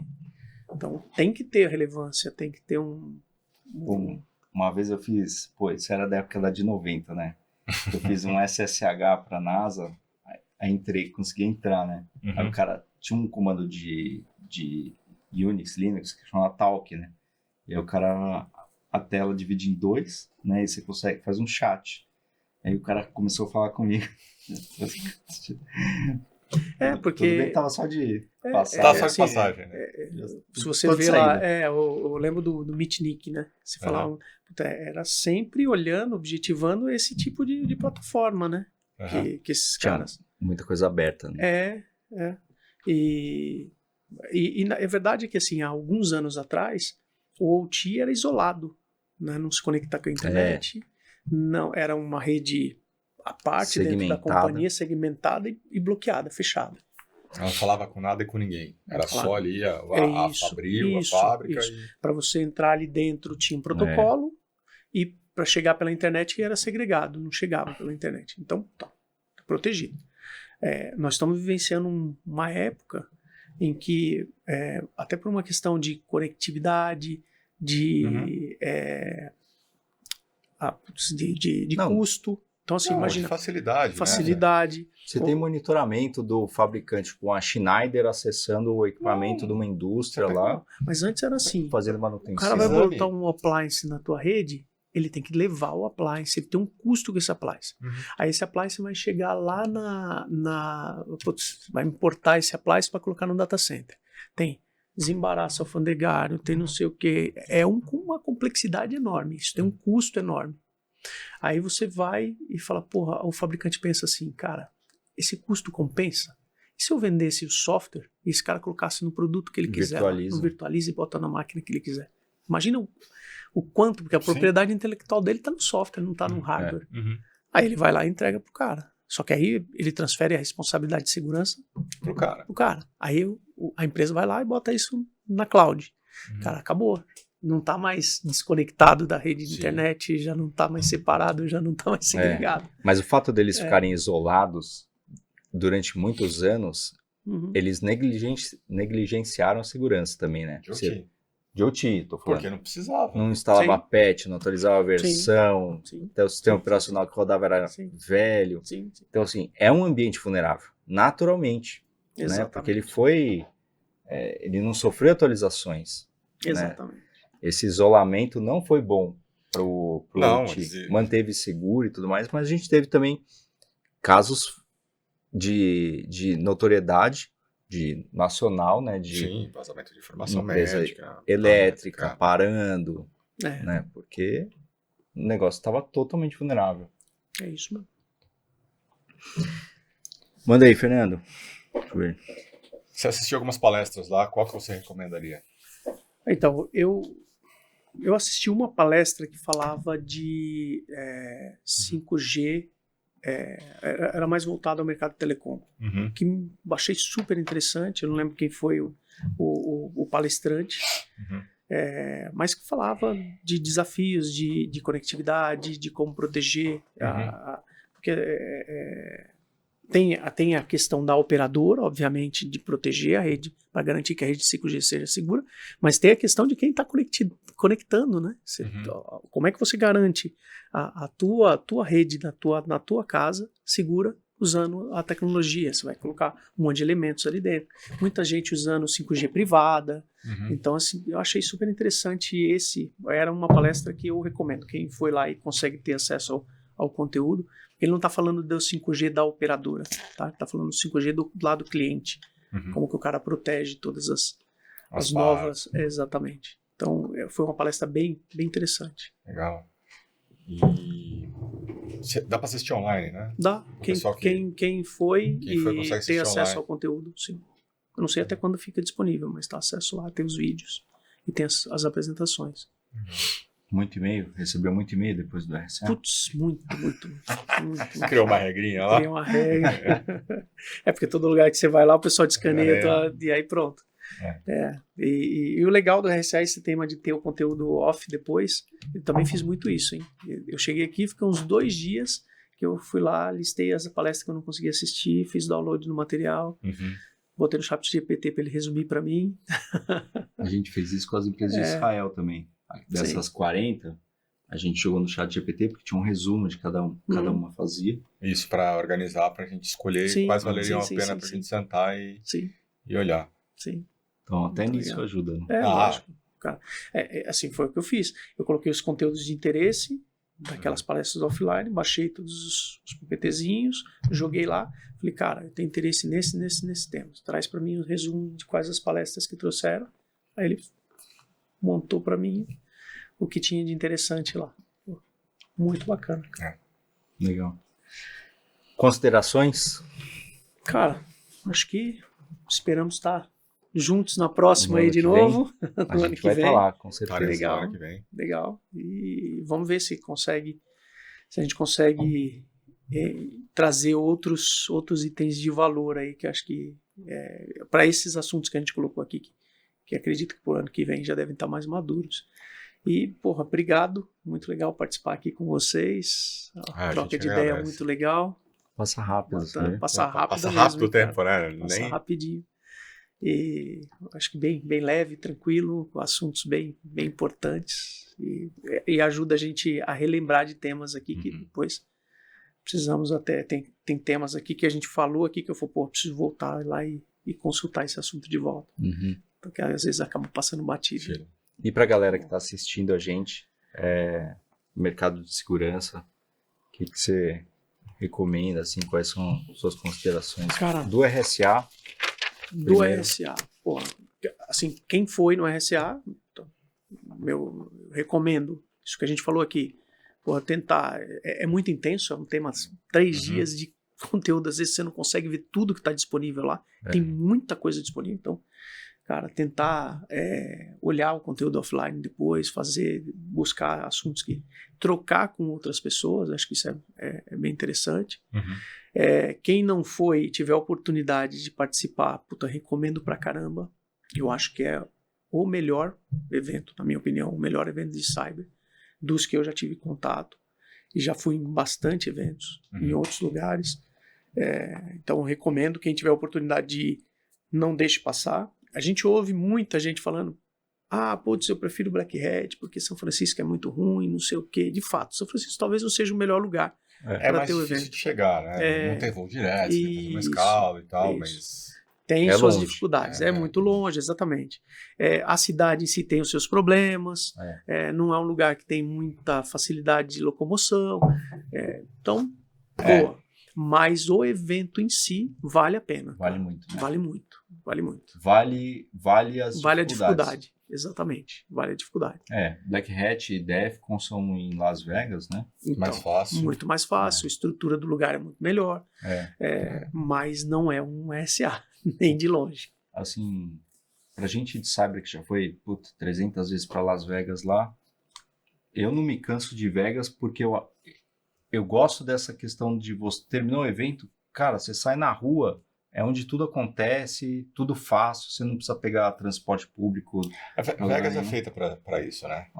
Vegas é feita para os hotéis são grandes, né? Você tem uma infraestrutura para comportar muita gente.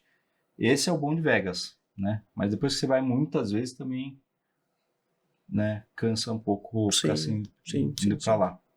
Eu diria que RSA, eu não trocaria. Continue lá em São Francisco. Eu acho que faz parte, é o charme. É um cheque do CISO que ele tem que fazer, se preparar para o ano estar lá e acompanhar, né? Concordo. Essa foto é sua, Fabio? Essa é minha, já tem uns anos, eu acho. Cara, preciso trocar, né, cara? Caraca, velho. Preciso trocar. E mercado de cyber, só para encerrar, muita gente olha o mercado de cyber como uma oportunidade até de mudar de vida, né? É um mercado super aquecido, vai melhorar cada vez mais, né? A gente está só no começo. Sim. Existe um gap muito grande de profissionais na área, né? Sim. Qual a dica que você daria aí para quem está entrando na área? Cara, assim, é uma área super promissora, você falou tudo. A gente está falando aqui para o mercado, assim, os desafios que tem no longo prazo são grandes, muito grandes. Não consigo imaginar não existindo a área e os profissionais de cibersegurança. Bom, fazem parte da inovação tecnológica, fazem parte, né, garantir a segurança com todos esses desafios que tem pela frente. Mas, por outro lado, também tem o bônus, mas tem o ônus, né? Não adianta, assim, quem vem tem que gostar de tecnologia, tem que gostar de estudar, porque é constante. Né? Eu lembro de um estudo que alguém falou, não sei quantas vezes, mas que um profissional de tecnologia e cyber estuda, sei lá, mais que um médico se bobear ao longo da carreira. Eu faço um paralelo, né? A gente se recicla a cada 6 meses. É isso. Cada 6 meses tem que reciclar o conceito, porque muda a estrutura. A gente só não ganha que nem médico. Não ganhamos como eles, mas que temos que estudar tanto quanto... Trabalha igual. Exatamente. Né? Então, assim, quem gosta de tecnologia, quem se sente atraído por tecnologia, é uma baita área para trabalhar. É muito legal trabalhar. Além de cyber, eu gosto de conversar sobre isso. Além de cyber, você vê outras áreas de interesse, assim, que tem muito mercado ainda para frente? Por exemplo, cloud, desenvolvimento. Cara, eu vejo, dados, eu acho que a área, quem consegue ciência de dados, né? Quem conhece, quem consegue é uma área. IA, exatamente. BI. Hã? BI, sim. Eu acho que ciência de dados a gente estava falando outro dia, por exemplo, em cyber a gente precisa muito de um cara, um cientista de dados. Só que aí você não consegue trazer esse cara para cyber, porque é um cara que normalmente está conectado com o negócio. Tem muita demanda no negócio. Que tá trabalhando em banco. É isso aí. No mercado financeiro, construindo um modelo matemático para... Isso aí. Então, eu acho que tanto cyber como um profissional de dados são os profissionais mais buscados hoje em dia. Né? Tem um profissional de IA, também de inteligência artificial, que está um pouco conectado com um profissional de dados também. Tem um estudo do Fórum Econômico Mundial que a segunda profissão que mais tem crescimento nos próximos 3 anos é cyber. Cyber, né? Só atrás de IA. Então eu também creio que é uma área super atraente. Mas tem que gostar, né? Não adianta. Por exemplo, eu não consegui convencer o meu filho para trabalhar em cyber. Graças a Deus. Foi fazer alguma A gente medicina. Foi fazer medicina. Porque ele acabou indo para o mercado financeiro. Mas, tipo, ele nunca foi muito conectado com tecnologia. Então não adianta, fala, pô, vem pra cá. Ele é usuário. É isso aí. Ele é usuário. Adora, gosta do mercado financeiro. A gente tem que fazer o que gosta, o que a gente tem, né? Sim. Às vezes muita gente fala, eu vou fazer cyber porque o mercado tá atraente, não sei o que, cara. Não, você não gosta. se você gosta. Exatamente. Né? Agora, quem gosta de tecnologia, porra, essa é uma área que vai adorar. A gente estava falando esses dias sobre desenvolvedor, né? Que era uma área promissora, porque tudo é baseado em aplicação, né? Software. Mas o IA matou isso. Vai matar, cara. Não sei, cara. Eu acho que... O grosso vai matar. Talvez o programador. É isso. O programador, pode ser que sim, mas o analista, o cara que vai ter um braço. Vai ter um braço de... O Google, pro ano que vem, todos os desenvolvedores júniores vão ser substituídos por IA. Então. Já tá no programa isso deles, né? Hoje em dia, você faz site com IA. Sim. Você faz programinha ali. Não, eu tô programando um negócio aí com o ChatGPT, cara. Minha esposa mandou hoje pra mim, ela também é da área de tecnologia, ela mandou pra mim, ela montou um programinha lá pra calcular esforço de projeto. Já dá lá sprint, burnout, já dá tudo ali. Já dá tudo prontinho. Quando é que o cara vai pirar, já né? dá tudo prontinho. Se é de cyber, meu, é assim, 2 dias o cara já dá burnout. Não, mas uma coisa que me falaram outro dia que é a verdade. Cara, o ChatGPT ele vai ajudar para esses pequenos desenvolvimentos. Mas, por exemplo, os grandes desenvolvedores, o ChatGPT ele aprende com código bom e aprende com código ruim também. O código ruim faz parte. As bibliotecas ruins. O ChatGPT vai precisar de segurança em cima do código que ele for desenvolvido. Eu acho que a questão da IA, ela vai te ajudar mais na qualidade do desenvolvimento do que no desenvolvimento em si. O que eu penso, alguém em cima vai ter que dar ali as diretrizes, ou seja, o analista mesmo continua. O codificador, talvez, eu concordo. Outro dia eu estava falando com um cara da Microsoft de cyber, né, de segurança. E ele estava falando das dificuldades de implementar o Copilot nas empresas. Ele falou, todo mundo que tem Office 365 vai começar a usar o Copilot também, né? Ou para ser até uma forma oficial de ser a IA que vai trabalhar nas empresas. Mas se você não fizer as configurações de segurança no Copilot, ele falou, cara, o cara vai lá e pergunta assim, qual o maior salário da empresa? Aí aparece lá, Flávio Soares. Vai aparecer. Porque os dados, eles vão, né, a pessoa acredita no Copilot, fala, cara, é uma aplicação de uso corporativo, então eu vou colocar a planilha de salário lá.